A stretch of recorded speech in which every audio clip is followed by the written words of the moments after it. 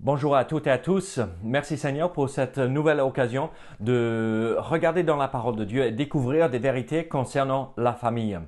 Et donc dimanche dernier, nous avons célébré la fête des pères. Et donc aujourd'hui, nous allons faire une étude biblique concernant le rôle du père ou comment être un père exemplaire. Et en fait, nous allons voir 5 vérités tirées du Proverbe 20 qui peut aider un homme à devenir un père exemplaire. Et donc, si vous êtes en train de regarder cette vidéo jusque-là et vous dites je suis pas père, donc je vais arrêter de regarder cette vidéo, ça ne s'applique pas à ma situation, c'est pas très intéressant pour moi parce que je suis pas un père. Non, continuez à regarder parce que peut-être un jour vous allez devenir père. Et donc, c'est des aspects ou des attributs ou des choses qui caractérisent un homme qui devraient être développés avant de devenir père pour que tout soit en place quand un homme devient père. Et peut-être vous ne serez jamais père. Peut-être Dieu ne permettrait pas que vous soyez père. Dieu ne vous donne pas l'occasion de devenir un père. Est-ce que ceci ne s'applique pas à vous? Non, c'est des vérités et des choses importantes à mettre en pratique pour tout homme. Et même aussi pour toute femme. Et donc, mesdames, si vous êtes en train de regarder, n'arrêtez pas la vidéo parce que vous pouvez mettre en pratique ces vérités aussi dans votre situation et dans votre vie. Mais particulièrement, nous allons regarder le rôle du père et comment être un père exemplaire selon la parole de Dieu. Donc, avant d'aller plus loin, prions ensemble que le Seigneur nous aide avec cet objectif et nous aide à discerner ce qu'il veut nous montrer à travers sa parole aujourd'hui. Donc, prions ensemble. Seigneur, merci pour ces moments que nous pouvons passer ensemble. Seigneur, merci que nous allons pouvoir bientôt redémarrer les études bibliques là dans le bâtiment de l'Église afin de se retrouver dans la semaine, Seigneur. Mais Seigneur, aide-nous à persévérer dans ces études, même à distance, même pour ceux qui vont continuer à regarder, qui ne peuvent pas venir. Seigneur, dirige chaque étude biblique, dirige notre assemblée afin qu'elle t'honore et te glorifie dans tout ce que nous faisons. Seigneur, merci pour les papas, merci pour les pères, Seigneur. C'est des personnes importantes dans la vie d'aujourd'hui. Donc, Seigneur, aide-nous à être ces pères exemplaires comme tu nous demandes d'être. Au nom de Jésus. Amen.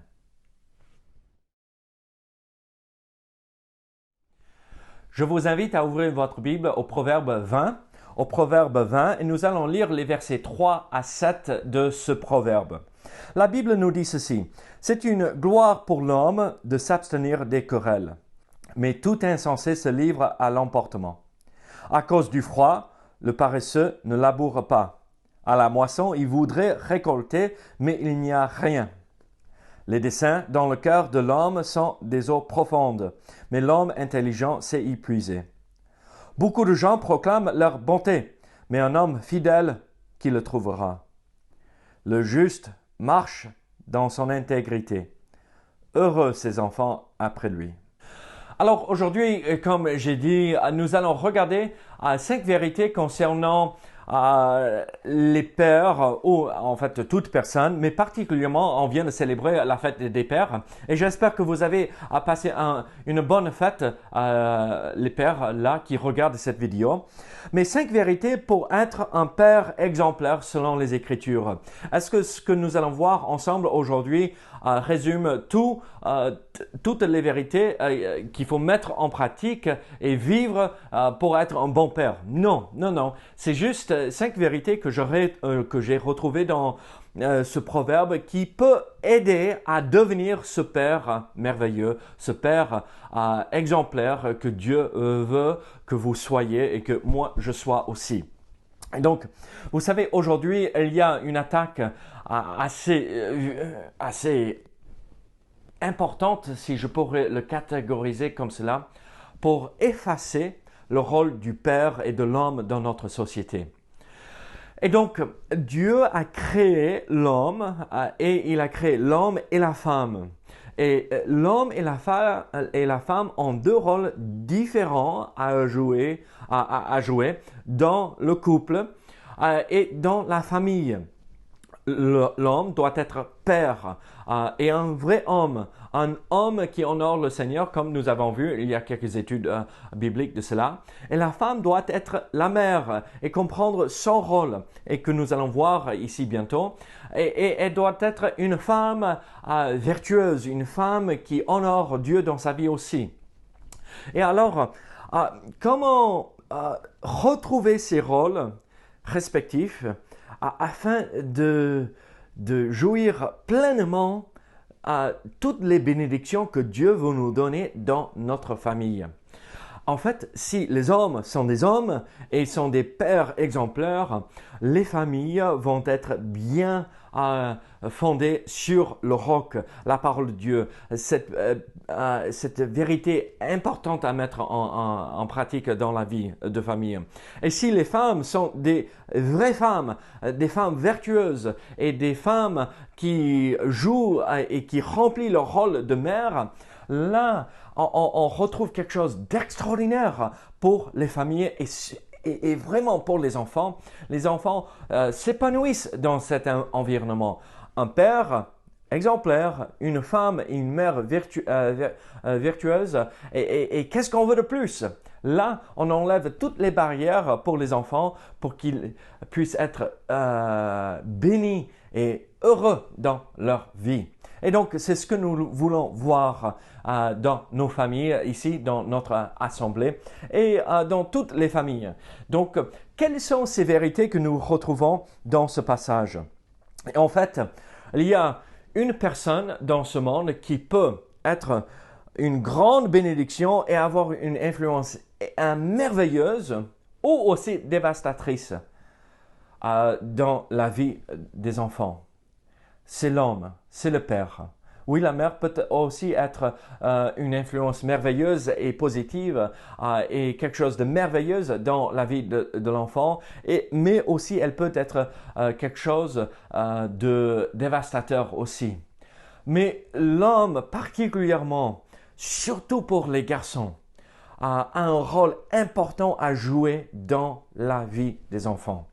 Alors, c'est pas que le père n'est pas important pour les filles. Les filles regardent à leur père pour voir ce qu'elles veulent retrouver dans leur futur mari. Donc, messieurs, soyez des exemples à retrouver dans un futur mari que vous voudrez que votre fille retrouve pour marier. Le père peut avoir une influence plus importante que le monde aussi. Nous râlons parce que le monde a une influence importante dans la vie de nos enfants. Et c'est la réalité. Nous vivons dans ce monde. Nous nous mettons pas à l'écart du monde. Nous sommes appelés à vivre dans ce monde et être la lumière et le sel de ce monde. Mais nous ne voulons pas permettre que le monde nous influence, mais que nous influençons le monde. Et donc, à nous d'avoir une influence plus importante que ce monde sur nos enfants. Alors, vous et moi, nous comprenons et nous savons que Dieu veut que les hommes soient des pères exemplaires. Je l'ai dit et je l'ai répété et peut-être je vous agace déjà à exemplaire, mais c'est exactement ce que Dieu veut pour nous les hommes. Sommes-nous cela? Comment devenir ces hommes exemplaires, ces pères exemplaires? Et en fait, dans ce passage, nous retrouvons plusieurs réalités, plusieurs vérités que nous pouvons mettre en pratique. Alors, la première chose que nous retrouvons pour être ce père exemplaire, être ce père qui honore Dieu, c'est être patient. Être un père patient avec ses enfants, avec son épouse, avec les uns les autres autour de soi. Alors, regardez verset 3 à nouveau. C'est une gloire pour l'homme de s'abstenir des querelles, mais tout insensé se livre à l'emportement. Qu'est-ce que nous voyons ici? En fait, nous voyons que Dieu dit un homme, c'est la honte pour l'homme d'être emporté par la colère, par la frustration, par les débats, par les querelles. Mais l'homme, c'est une gloire pour l'homme de s'abstenir de cela, de vivre au-dessus de toute querelle, ne pas tomber dans ce piège. Vous savez ce que ce mot veut dire, se livrer à l'emportement, le mot dans la langue originale veut dire s'animer ou s'irriter. Suite à une conversation ou à ce qui s'est passé avec les enfants, le père là, il ne faut pas qu'il s'anime par colère. Il ne faut pas qu'il tombe dans cette irritation. Et en fait, le mot, la racine de ce mot, il est lié avec d'autres mots d'autres langues qui se retrouvent au Moyen-Orient à l'époque quand l'hébreu s'est développé. Et donc, l'hébreu a emprunté des autres langues autour et on le retrouve même dans l'arabe aujourd'hui. Et c'est cette idée de montrer les dents. De grogner. Vous avez jamais vu un chien qui n'est pas content, ou il a peur, ou il est fâché et il commence à montrer les dents. Bon, Bella, jamais notre chien ne fait jamais ça. Sauf quand elle a peur.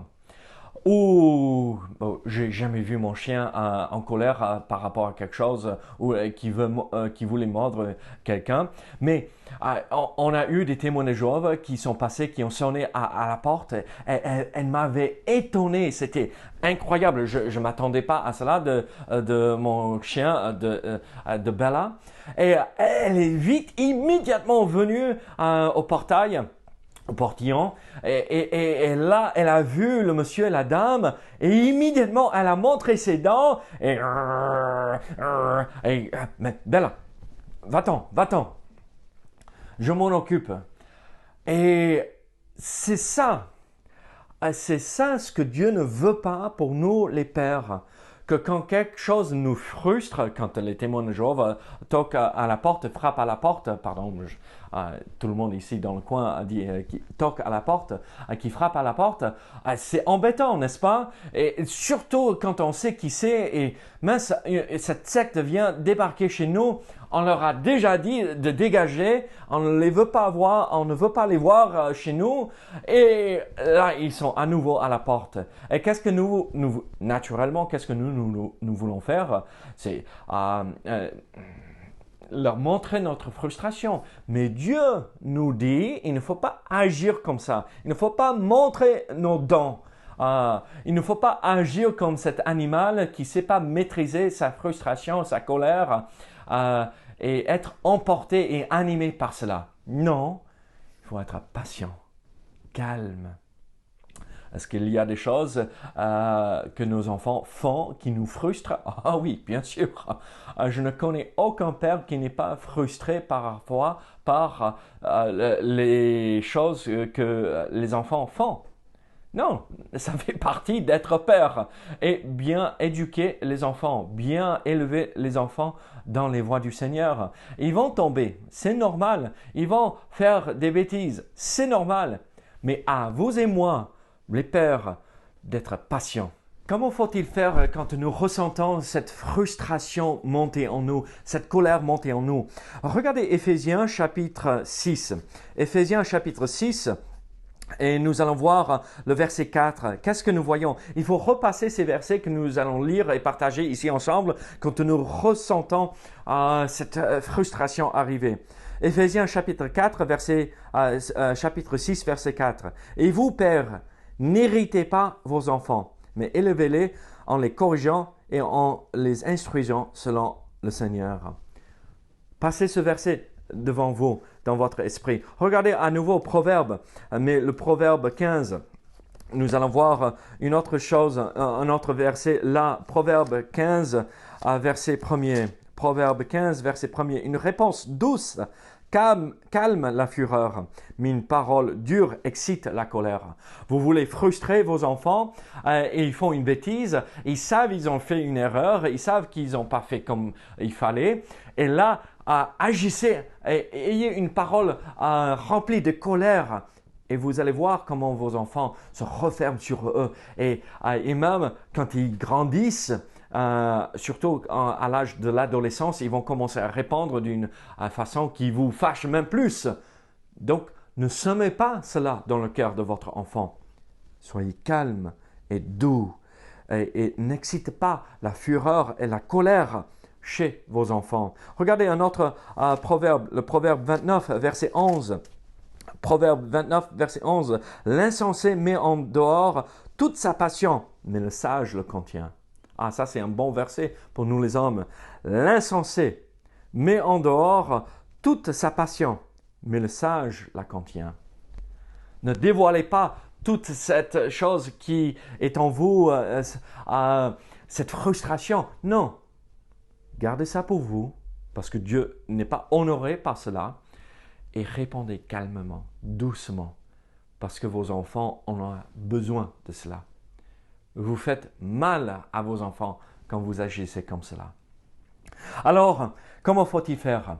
Repassez ces versets dans votre esprit et aussi prier. Seigneur, aide-moi.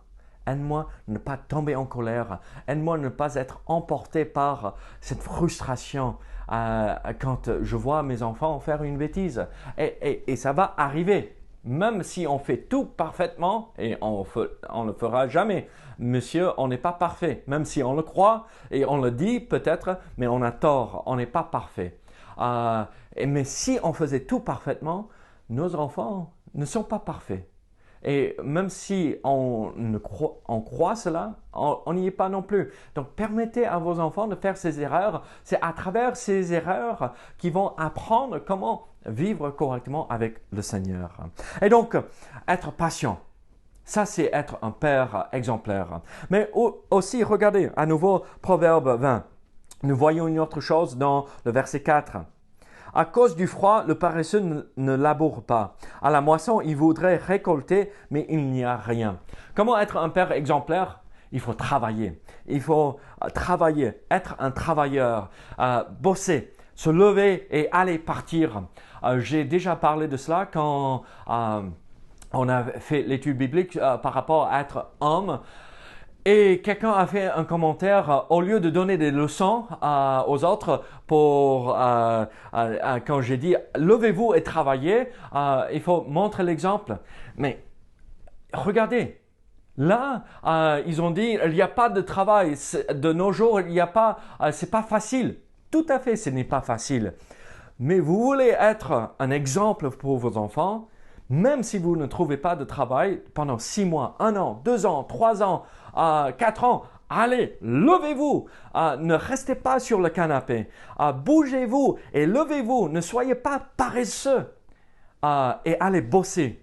Il y a toujours du travail, je vous garantis ceci. Peut-être ça prendra du temps et je ne vous garantis pas que demain vous allez travailler, mais si vous vous levez et vous cherchez et vous priez et vous cherchez la face de Dieu, Dieu pourvoira toujours un moyen pour trouver un travail. Toujours. Dieu a promis de pourvoir à nos besoins. Donc ne tombez pas dans ce piège où « Oh, c'est dur aujourd'hui et pauvre de moi, ce n'est pas comme à l'époque de mon père où il quittait un boulot pour trouver un autre le lendemain. » Et moi, j'ai traversé une période de chômage aussi. Quand je faisais mes études, on venait de se marier et mince alors, on n'avait rien pour manger. À un moment donné, on regardait dans les placards et il n'y avait rien sur le compte en banque non plus. Et comment on va faire? Mais je me suis levé et je suis parti pour chercher du travail. Et Dieu a donné du travail. Alors, montrez l'exemple. Vous voulez que vos enfants soient ceux qui travaillent, qui bossent, et qui gagnent leur pain. Alors, à vous de le faire. Qu'est-ce que ce verset dit?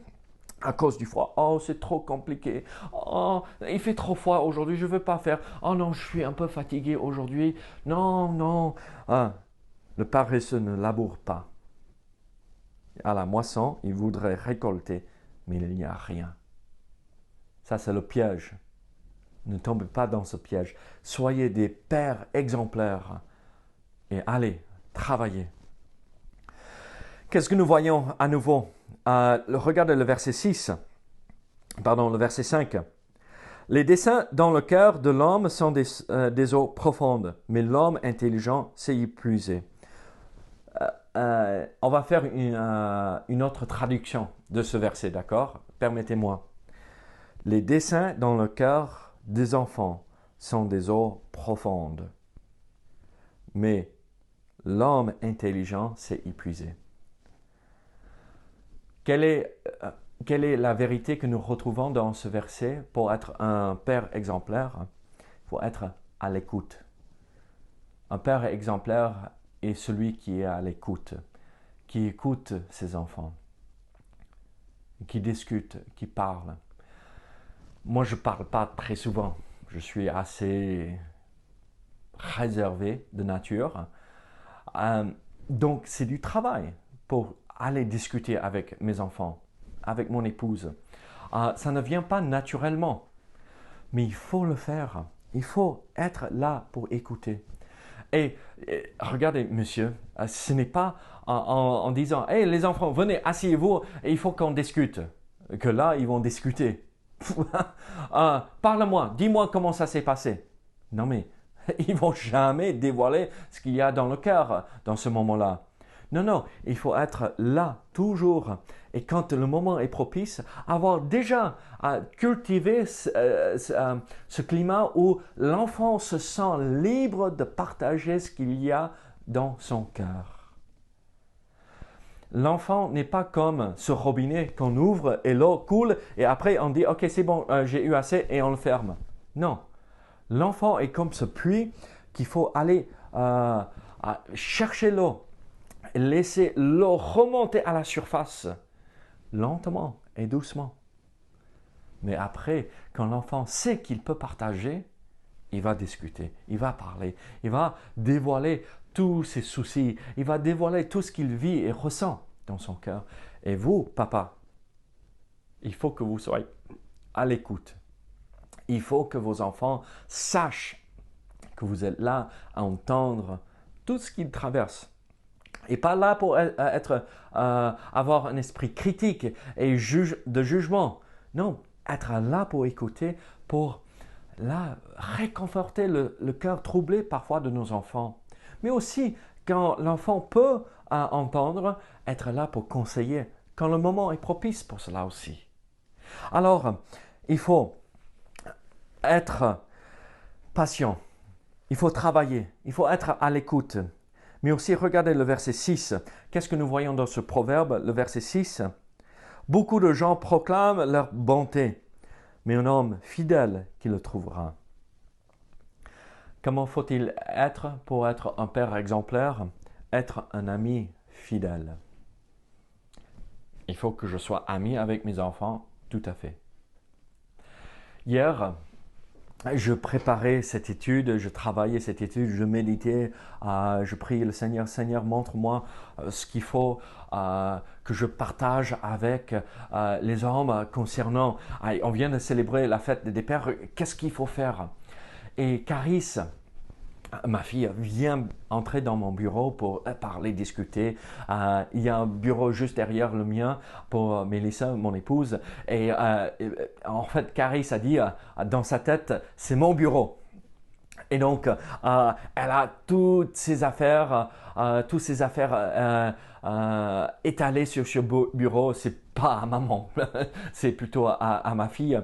Et là, elle me voyait préparer, elle me voyait prier, elle voyait que je lisais et elle dit « Est-ce que tu prépares pour prêcher ?» Et j'ai dit « Oui, oui, oui. » Et j'ai dit « Je prépare quelque chose pour les pères parce que c'était la fête des pères. » « Ah, est-ce que je peux écrire quelque chose? Est-ce que je peux partager? » Et elle a écrit.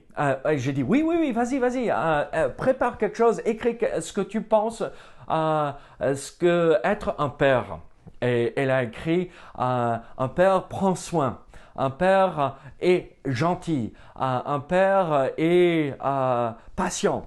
Et donc, j'ai gardé cette feuille sur mon bureau et c'est chouette parce que Ma fille peut venir et discuter, elle sait qu'elle ne m'embête pas. Moi, je veux passer du temps avec elle. L'autre jour, j'étais sur le trampoline avec Yann et j'étais encore derrière le bureau et il rentre, il était dans le jardin et il rentre par la porte et il dit « Papa, tu veux monter sur le trampoline avec moi ?» Et je regarde mon bureau et je dis le tas de choses à faire et accomplir qui est sur mon bureau. Oui, je veux m'échapper. Donc, je m'assois je m'allonge sur le trampoline. Je dis, mais surtout, ne saute pas sur moi. Je veux pas avoir mal. Et donc, il dit, ok. Et donc, il saute d'un côté à l'autre et il rigole, il raconte ce qu'il a fait. Et il faut être cet ami fidèle. Vous savez ce que ce verset dans le Proverbe 20 dit? Regardez, écoutez à nouveau. Beaucoup de gens proclament leur bonté. Ils disent « Ah, je t'aime chérie. Oh, je t'aime mes enfants. Je t'aime mon fils. » On a des belles paroles très souvent, mais on n'est pas prêt à s'allonger sur le trampoline pour que notre fils fasse comme lui il a dit, Yann, le lapin, il bondit d'un côté à l'autre, il saute d'un côté à l'autre et chaque fois, oh, ne tombe pas sur moi, oh, ne tombe pas sur moi. Mais pour eux, ils ont besoin de voir leur père, oui, comme père, cette autorité dans leur vie, mais aussi comme leur ami. Celui avec lequel ils peuvent rigoler, passer un bon moment, partager ce qu'il y a sur le cœur. Messieurs, soyez cela pour vos enfants. C'est important. Et après, nous voyons une dernière chose, une dernière vérité, la 5e vérité ici. Regardez le verset 7. Le juste marche dans son intégrité. Heureux ses enfants après lui. Le juste marche dans son intégrité. Heureux ses enfants après lui. Qu'est-ce que nous voyons ici? Il faut être intègre, il faut être juste. Pour être un père exemplaire, il faut être intègre, il faut être juste. Je n'ai pas besoin d'expliquer cela. Vous savez ce que ça signifie. Messieurs, soyez des hommes justes et intègres. Que on ne peut jamais dire de vous, celui-là, je ne sais pas trop. Celui-là, oh, il est super gentil, mais il ne faut pas lui faire confiance. Hein. Ne laisse pas traîner de l'argent autour. Celui-là, non, juste et intègre. Heureux ses enfants après lui. Une autre façon de traduire ce mot, c'est béni ses enfants après lui. Vous voulez que vos enfants soient heureux et bénis, soyez patients. Soyez ceux qui travaillent. Soyez à l'écoute. Soyez des amis fidèles et soyez intègres. Soyez ces points de repère, ces repères pour vos enfants. Et je vous promets ceci, si vous êtes cela, ça ira beaucoup plus facilement avec vos enfants. Est-ce que ça enlèverait tout problème et tout souci en élevant vos enfants? Non. Dieu ne nous garantit pas cela, mais il nous garantit de nous aider dans ce domaine et ça aide énormément quand nous marchons dans les voies du Seigneur et que nous soyons des pères exemplaires. Messieurs, ne soyez pas ceux qui rentrent du boulot, qui se posent sur le canapé ou dans son fauteuil en attrapant quelque chose à boire et qui allument la télé et la boutique a fermé. Non, soyez impliqués dans la vie de vos enfants. Soyez là, soyez présents. Vos enfants en ont besoin. Soyez ces hommes et ces pères exemplaires. Prions. Seigneur, merci pour ta parole. Seigneur, aide-nous à être ces hommes, ces pères exemplaires, comme tu nous demandes d'être. Merci que tu nous donnes l'exemple aussi dans notre vie. Aide-nous à te refléter, à te ressembler dans notre vie. Au nom de Jésus. Amen. Que Dieu vous bénisse et vous garde et à très bientôt. Au revoir.